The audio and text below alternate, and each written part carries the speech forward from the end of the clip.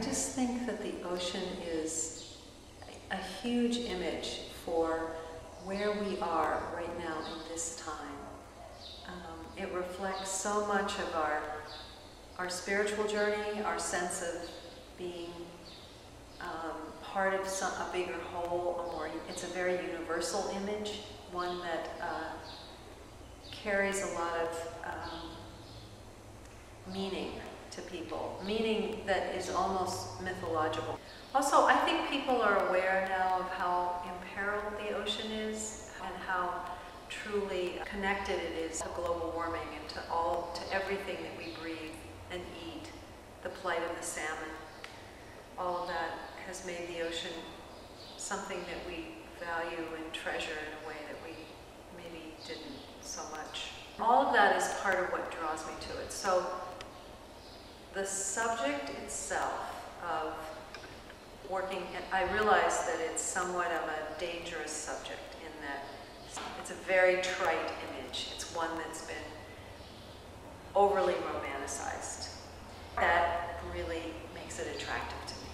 It's sort of a challenge to do this subject and to do it justice and go up to the parts where it's incredibly beautiful, but not quite go over the edge into sentimentality with it. One thing I'm really interested in my images is the movement of the wave, you know, the power of it in the sense that it's trying to capture it as something that's in movement, that's alive. It's a very tactile medium, pastel, and I can really I can get my hands in there and really mush it around and feel it in a certain way.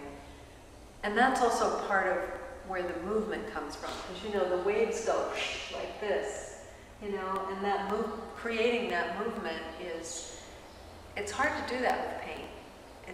Pastel is very malleable, and it also has a glow to it that I love. That chalk picks up the light in a very wonderful way. So something Georgia O'Keeffe said once, that she wanted to do flowers really big because she wanted people to really look at a flower instead of just taking it for granted. And I think that's partly what I feel about the ocean too, that I want people to really look at it, to really see it. And I don't think they need to see the destruction of it. There's some way that I think beauty is very important. I think beauty is that being spiritually fed and nourished by beautiful images is part of what draws us to care for what we have, including ourselves, and to be serious about what we have around us. And so all of my images, all of them have to do with, they're all an homage to the earth. And I work when I'm happy. I work when I go out and on a walk and I see something that really draws me or speaks to me, and then I feel challenged to come home and be able to bring that experience in some way to someone else on paper.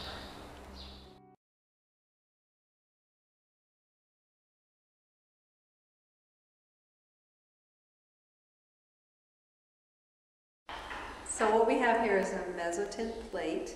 It's copper, and it's been grounded where the artist takes a rocker and rocks over the plate in many directions. This plate took, 20 hours to do that too.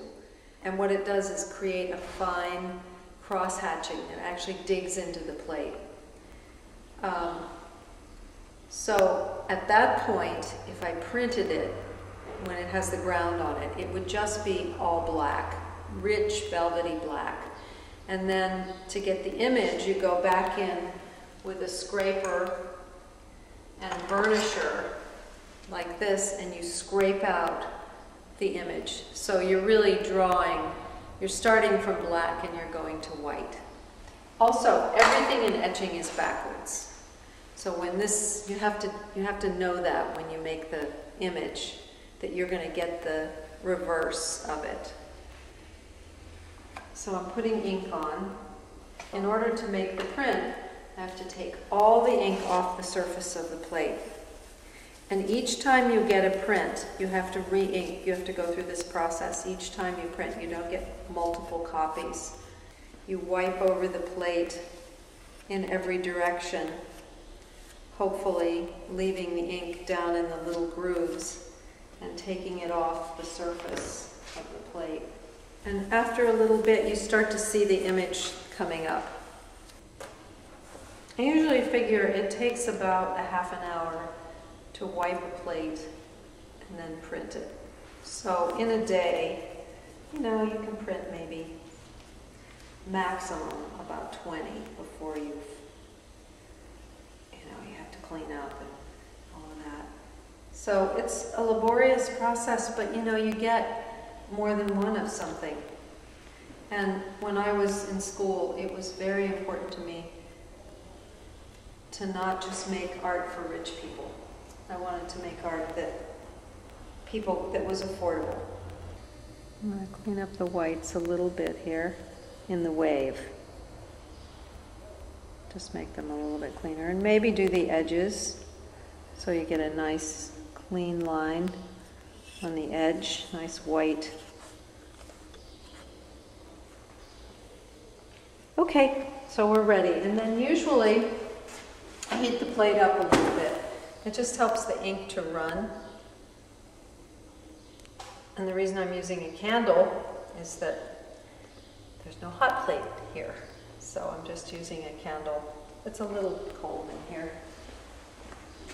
Okay, so I'm going to set the plate on the press. So the paper is just soaked for a little while to take the sizing out of it. It's 100% rag, very nice printmaking paper.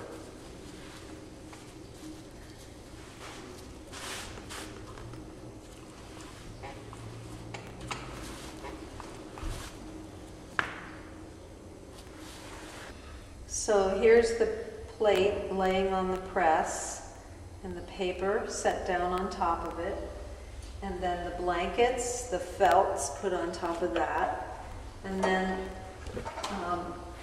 the press has enormous amount of pressure because it has these two rollers here that force the paper down into the lines to pick up the ink that you've left there. So you'll see when you take the plate off, take the paper off, that it's actually embossed, the paper.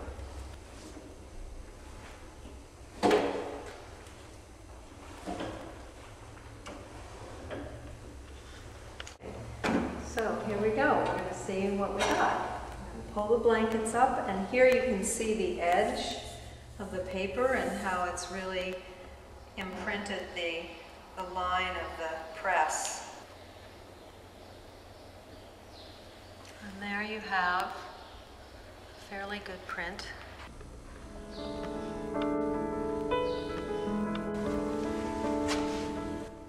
That's